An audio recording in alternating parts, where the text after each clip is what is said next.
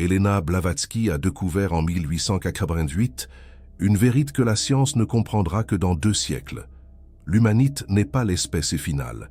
Nous sommes une étape, un brouillon cosmique. Et la prochaine version de l'être humain est déjà en train de naître. Elle l'a appelée la 6e race racine.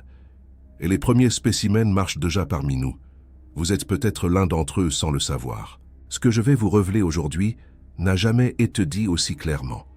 Les manuscrits que Blavatsky rapporte du Tibet contiennent des descriptions précises de ce que l'humanité deviendra. Pas dans un futur lointain. Maintenant. La mutation a déjà commencé. Et si vous ressentez depuis quelques années que quelque chose change profondément en vous, ce n'est pas votre imagination. C'est votre ADN qui répond à l'appel cosmique. Avez-vous remarqué que le monde vous semble de plus en plus étranger, que les choses qui passionnèrent les autres vous laissent indifférents, que vous percevez des subtilités que personne autour de vous ne semble voir? Ce ne sont pas des signes de dépression ou d'inadaptation, ce sont les premiers symptômes de la transformation. Les précurseurs de la 6e race expérimentent exactement cela. Une aliénation croissante vis-à-vis du monde ancien, une sensibilité nouvelle qui n'a pas encore de nom. Dans les prochaines minutes, vous allez comprendre pourquoi vous n'avez jamais vraiment appartenu à ce monde, pourquoi certaines capacités se réveillent en vous, et surtout, ce que vous êtes destiné à devenir. Blavatsky trace la carte. Les maîtres lui en montrent le chemin, et aujourd'hui, pour la première fois, je vais vous révéler la totalité de cette prophétie. La doctrine secrète, l'œuvre monumentale de Blavatsky, décrit l'évolution de l'humanité à travers 7 races racines. Nous ne parlons pas de race au sens biologique moderne, nous parlons de phases évolutives cosmiques. Chaque race racine développe des facultés spécifiques, occupe des continents spécifiques et accomplit une mission spécifique dans le plan divin. La première race racine était éthérée, à peine matérielle, des êtres de lumière qui n'avaient pas encore de corps dense. Ils habitaient une terre qui n'existe plus, un continent appelle la terre sacrée impérissable. Ces êtres étaient immortels dans un sens que nous ne pouvons même pas concevoir. Ils n'avaient pas besoin de nourriture, de sommeil, de reproduction. Ils existaient simplement, comme des pensées divines manifestées. La 2e race racine commence la densification.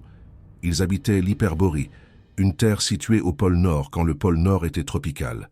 Ces êtres avaient des corps plus denses, mais encore translucides. Ils se reproduisaient par bourgeonnement, comme certaines plantes. La mort n'existait pas encore comme nous la connaissons. Quand un corps s'usait, l'âme en formait simplement un nouveau. La 3e race racine, les Lémuriens, marque le tournant décisif. C'est avec eux que la séparation des sexes est apparue, c'est avec eux que la mort est devenue réelle. Et c'est avec eux que le 3e œil fonctionnait pleinement. Les Lémuriens mesuraient 5 mètres de haut. Ils voyaient les plans invisibles aussi clairement que nous voyons le monde physique. Ils communiquaient par télépathie, ils manipulaient la matière par la pensée. Leur civilisation a duré des millions d'années sur le continent de la Lémurie, situé dans ce qui est aujourd'hui l'océan Pacifique. La 4e race racine, les Atlantes, représente le sommet et la chute. Ils ont hérité des pouvoirs des Lémuriens, mais ont perdu la connexion spirituelle.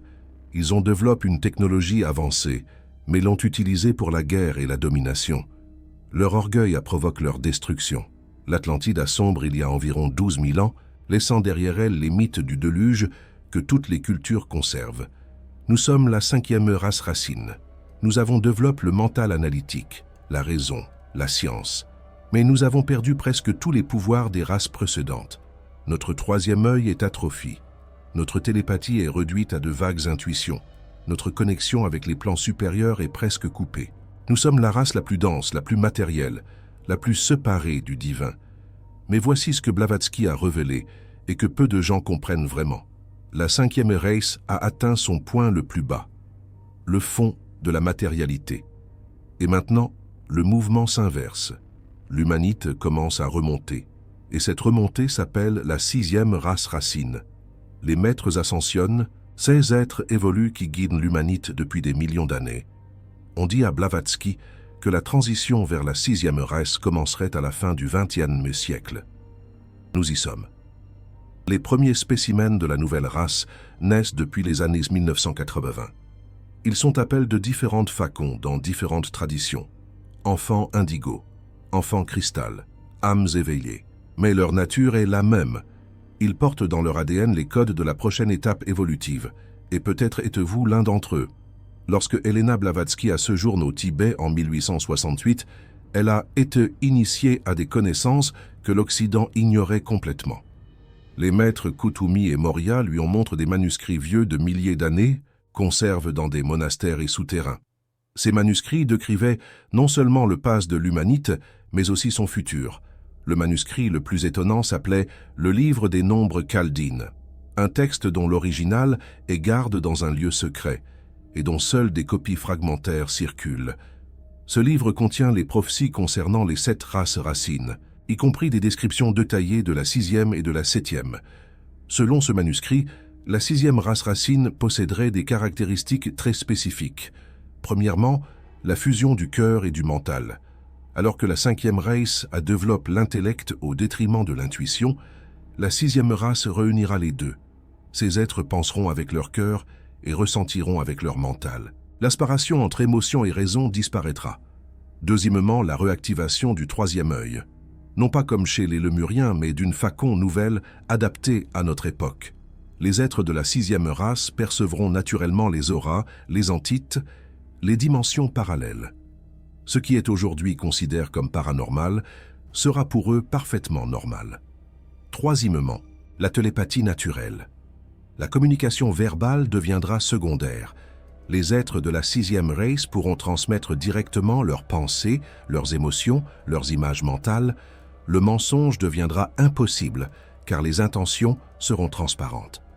Quatrièmement, une modification physique du corps. Blavatsky décrit des changements subtils mais réels. Le cerveau utilisera des zones actuellement dormantes. Le système nerveux deviendra plus raffiné. Même la structure osseuse évoluera légèrement. Ces changements se produiront graduellement, sur plusieurs générations. Cinquièmement, une nouvelle relation avec le temps. Les êtres de la 6e race percevront le temps différemment. Le passé, le présent et le futur leur sembleront simultanément accessibles. Les précognitions et les rétrocognitions deviendront courantes. Sixièmement, une conscience collective naturelle. Alors que la 5e race est caractérisée par l'individualisme extrême, la 6e race développera une conscience de groupe sans perdre l'individualité. Chaque être restera unique, mais connecte à un ressaut vivant de conscience. Septièmement, et c'est peut-être le plus important, une connexion directe avec les maîtres. Les êtres de la 6e race pourront communiquer consciemment avec les guides spirituels, les maîtres ascensionnés, les hiérarchies angéliques. Ce qui nécessite aujourd'hui des années de méditation sera pour eux une faculté innée. Maintenant, vous vous demandez probablement comment savoir si vous faites partie de ces précurseurs. Les maîtres ont donné à Blavatsky des signes spécifiques, et je vais vous les révéler maintenant. Le premier signe est une hypersensibilité croissante. Vous ressentez les émotions des autres comme si c'était les vôtres. Les foules vous épuisent. Les conflits vous affectent physiquement. Cette sensibilité n'est pas une faiblesse. C'est votre système nerveux qui se reconfigure pour percevoir des fréquences plus subtiles. Le deuxième signe est un sentiment profond de mission. Vous savez, sans pouvoir l'expliquer, que vous êtes ici pour quelque chose d'important. Ce n'est pas de l'ego. C'est une connaissance intime, souvent frustrante, parce que la mission n'est pas encore claire. Mais le sentiment persiste. Le troisième signe est une incapacité à accepter l'injustice. Les précurseurs de la 6e race ont une réaction viscérale face à l'injustice, même quand elle ne les touche pas directement. Cette intolérance à l'iniquité n'est pas politique ou idéologique. Elle est cellulaire. Le quatrième signe est une fascination pour les mystères. Depuis l'enfance, vous êtes attiré par ce qui est caché, secret, occulte. Pas par curiosité morbide, mais par reconnaissance. Comme si vous saviez que les réponses à vos questions se trouvaient là. Le cinquième signe est une difficulté avec l'autorité arbitraire. Vous ne pouvez pas obéir à des règles qui n'ont pas de sens. Ce n'est pas de la rébellion adolescente. C'est un refus profond de l'absurdité. Les précurseurs reconnaissent l'autorité légitime, mais rejettent la domination aveugle. Le sixième signe est une relation particulière avec les animaux. Les animaux sont attirés par vous. Ils vous font confiance spontanément. Vous comprenez leur langage sans mots. Cette connexion vient de ce que votre conscience commence à percevoir au-delà des barrières entre espèces. Le septième signe est des expériences spirituelles spontanées.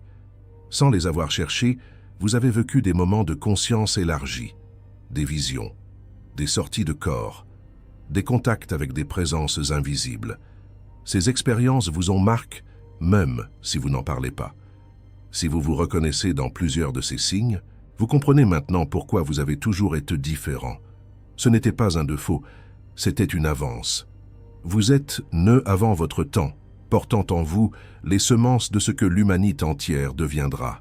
Mais Blavatsky a aussi averti. La transition ne sera pas facile.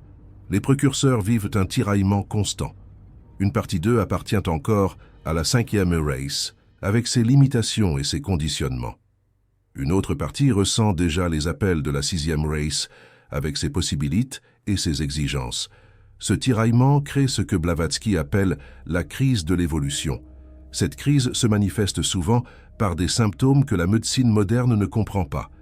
Fatigue inexpliquée, douleur migratoire sans cause physique, sensibilité extrême aux champs électromagnétiques, perturbation du sommeil avec des périodes d'éveil à des heures fixes, souvent 3 heures ou 4 heures du matin, modification de l'appétit avec parfois un besoin de manger beaucoup, parfois un dédain total pour la nourriture. Ces symptômes ne sont pas des maladies, ce sont les douleurs de croissance d'un corps qui se transforme. Lorsque Blavatsky a demandé au maître comment faciliter cette transition, ils lui en révèlent 3 pratiques essentielles. La première est la purification du corps physique, non pas par ascétisme extrême, mais par respect du temple.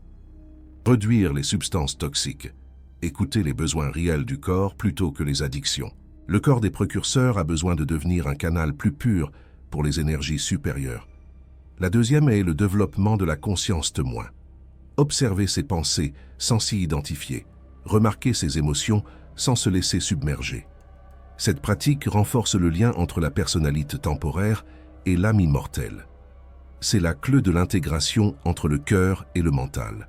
La troisième est le service désintresse. Les précurseurs ne peuvent pas évoluer seuls. Leur mission inclut nécessairement d'aider les autres.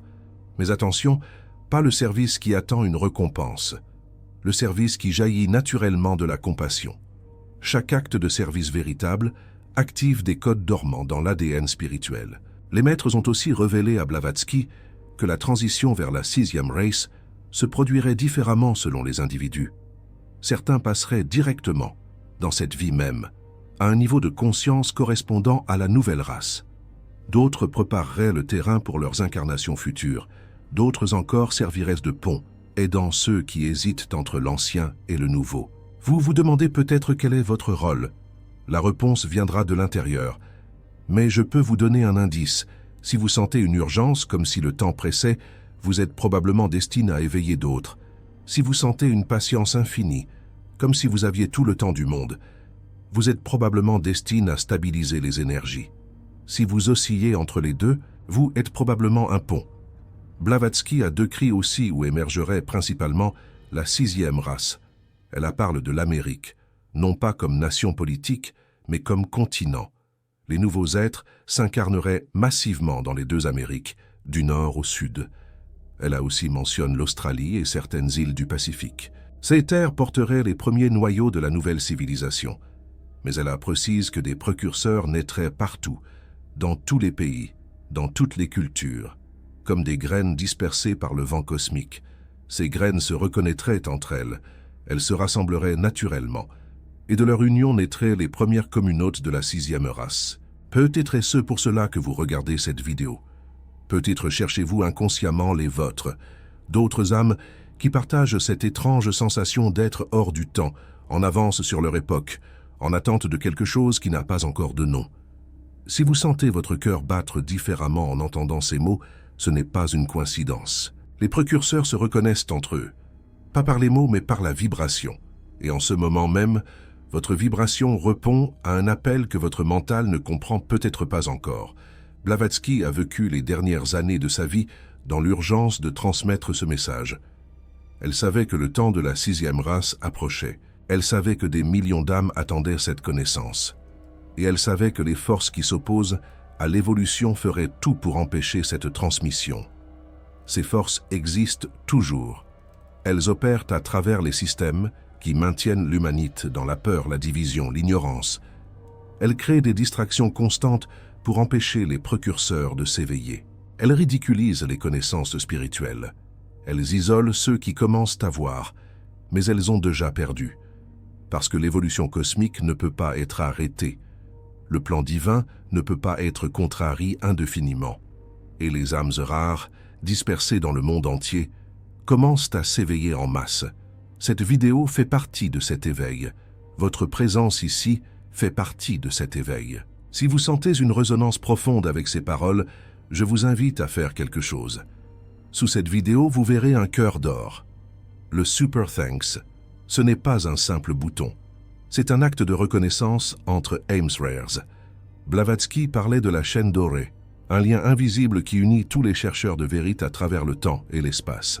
Lorsque vous utilisez le Super Thanks, vous renforcez cette chaîne. Vous envoyez un signal aux autres âmes. Je suis ici. Je suis éveil. Je fais partie de la 6e race en devenir. Ce n'est pas une question d'argent. C'est une question de reconnaissance mutuelle. Maintenant, je veux vous partager quelque chose de plus personnel. Les techniques que Blavatsky a reçues des maîtres pour accélérer la transition. Ces techniques ne sont pas secrètes au sens de cachis. Elles sont secrètes au sens de précieuses, réservées à ceux qui sont prêts. La première technique s'appelle la contemplation du soleil intérieur. Chaque matin, avant le lever du soleil physique, asseyez-vous en silence. Fermez les yeux. Visualisez au centre de votre poitrine un soleil d'or, petit mais infiniment brillant. Ce soleil est votre âme, votre véritable identité au-delà de la personnalité. Laissez sa lumière se répandre progressivement dans tout votre corps. Sentez chaque cellule baignée par cette lumière dorée. Restez dans cette contemplation pendant au moins 10 minutes. Cette pratique active les codes de la 6e race inscrits dans votre ADN spirituel. La deuxième technique s'appelle l'écoute du silence. Le soir, juste avant de dormir, allongez-vous dans l'obscurité complète. Ne pensez à rien. Contentez-vous d'écouter le silence. Au début, vous entendrez les bruits de votre corps, le battement de votre cœur, le flux du sang. Puis, graduellement, vous percevrez un autre silence plus profond. Un silence qui n'est pas absence de son, mais présence pure. Dans ce silence, les maîtres peuvent vous parler. Dans ce silence, votre âme peut recevoir ses instructions. La troisième technique s'appelle le service invisible. Chaque jour, accomplissez au moins un acte de bonté que personne ne verra. Pas un acte pour être remercié ou admire. Un acte purement gratuit. Cela peut être une pensée bienveillante pour un inconnu, une prière silencieuse pour quelqu'un qui souffre, un petit geste dont personne ne saura jamais qu'il vient de vous. Ces actes invisibles créent ce que Blavatsky appelle le karma doré, qui accélère l'évolution spirituelle. La quatrième technique s'appelle la mémoire cosmique. Une fois par semaine, trouvez un moment de solitude absolue. Asseyez-vous et laissez votre mental s'élever au-delà de cette vie. Demandez à voir vos vies passées, non pas par curiosité, mais par compréhension. Laissez venir les images, les impressions, les émotions. Ne les jugez pas. Observez simplement. Cette pratique reconnecte la personnalité actuelle avec la chaîne de vos incarnations. Elle révèle les talents accumulés et les leçons encore à apprendre. Ces 4 techniques, pratiquées régulièrement, transformeront votre vie. Pas en une semaine, pas en un mois, mais progressivement, inexorablement. Vous remarquerez des changements subtils, une intuition plus claire, une compassion plus profonde, une paix intérieure que rien ne peut vraiment troubler. Ce sont les signes que la 6e race s'éveille en vous. Blavatsky a aussi laissé des avertissements. Elle a dit que la transition créerait des divisions entre ceux qui avancent et ceux qui résistent, entre ceux qui s'éveillent et ceux qui s'endorment plus profondément. Ces divisions passeraient à travers les familles, les amitiés, les communautés. C'est douloureux, mais inévitable. Elle a dit aussi que les précurseurs seraient souvent incompris, même par leurs proches, même par ceux qui les aiment, parce que la vision de la 6e race est littéralement invisible pour ceux qui restent ancrés dans la 5e. C'est comme essayer de décrire les couleurs à quelqu'un qui n'a jamais vu. Les mots ne suffisent pas. Mais elle a aussi dit que la solitude des précurseurs n'est pas définitive, que petit à petit, ils se trouveraient, qu'ils créeraient des liens plus profonds que tous les liens de sang, que leur famille véritable n'est pas celle de la naissance, mais celle de l'âme. et que cette famille cosmique grandit chaque jour. Vous qui regardez cette vidéo jusqu'ici, vous faites partie de cette famille. Pas parce que vous avez cliqué sur un lien, mais parce que quelque chose en vous a reconnu quelque chose dans ces mots. Une vérité que vous saviez déjà, mais que vous n'aviez peut-être jamais entendue formulée ainsi. Les maîtres qui ont instruit Blavatsky existent toujours. Ils guident toujours l'humanité. Et ils attendent que chaque âme éveille demande leur aide. Pas dans la soumission ou l'adoration, mais dans la collaboration entre égaux à différents stades de l'évolution. Ils sont vos frères zen, ils ont parcouru le chemin avant vous, et ils sont prêts à vous montrer la route. Comment les contacter? Pas par des rituels compliqués, pas par des formules magiques, simplement par une intention sincère. Le soir, avant de dormir, adressez-vous mentalement au maître de sagesse. Dites-leur que vous êtes prête à apprendre. Demandez-leur de vous guider dans vos rêves, dans vos intuitions, dans les signes de votre quotidien. Puis lâchez prise. Ne vous attachez pas à une forme particulière de réponse. Laissez-les vous atteindre à leur manière. Ils répondent toujours, pas toujours comme vous l'attendez. Parfois par un livre qui tombe entre vos mains, parfois par une phrase qu'un inconnu prononce, parfois par un rêve particulièrement vivide, mais ils répondent. Parce que chaque âme qui s'éveille est précieuse. Chaque précurseur de la 6e race est un trésor. Blavatsky a passé les dernières années de sa vie à former des disciples, pas pour créer une religion. Elle détestait les religions avec leurs dogmes et leurs hiérarchies, mais pour transmettre une flamme. Cette flamme est maintenant entre vos mains. Vous pouvez la laisser s'éteindre, ou vous pouvez la nourrir et la transmettre à d'autres. La 6e race arrive. Ce n'est pas une croyance, c'est une observation. Regardez les enfants qui naissent depuis 20 ans, leur sensibilité, leur sagesse précoce, leur refus de l'absurde. Regardez les mouvements qui émergent dans le monde. La quête de sens, le retour au spirituel, le rejet du matérialisme pur. Ce sont les signes avant-coureurs. La vague monte, et vous surfez déjà dessus. La question n'est plus de savoir si vous faites partie de la 6e race. La question est de savoir si vous allez accepter cette identité, si vous allez embrasser votre mission, si vous allez devenir pleinement ce que vous êtes déjà en germe. Je vous laisse avec les derniers mots que les maîtres ont dictés à Blavatsky concernant la 6e race. Elle les a notés dans un carnet que seuls quelques initiés ont pu lire. Ces mots disent ceci. La 6e race ne sera pas créée par les dieux. Elle sera créée par les humains qui ont choisi de devenir des dieux. Chaque âme qui s'éveille ajoute une pierre à l'édifice. Chaque cœur qui s'ouvre accélère l'avènement. Vous n'attendez pas le futur. Vous le créez. Maintenant, je veux vous entendre. Dans les commentaires, partagez quel signe de la 6e race vous reconnaissez en vous. D'autres âmes lisent ces commentaires. D'autres précurseurs cherchent les leurs. Votre témoignage peut être exactement ce dont quelqu'un a besoin pour s'éveiller. N'ayez pas peur de vous révéler. Nous sommes entre nous ici. Et si cette vidéo vous a touché, partagez-la. Non pas pour les vues ou l'algorithme, mais parce que quelque part une âme attend exactement ce message. Et vous pouvez être le messager. C'est ainsi que la chaîne Dory se tisse. C'est ainsi que la 6e race s'éveille. Elena Blavatsky est morte en 1891, mais son œuvre continue. À travers ceux qui comprennent, à travers ceux qui transmettent, à travers vous qui regardez maintenant. Elle savait que ces mots vous atteindraient un jour. Elle les a semés il y a plus d'un siècle, sachant qu'ils germeraient au bon moment. Ce moment est maintenant. Vous êtes le moment. Bienvenue dans la 6e race.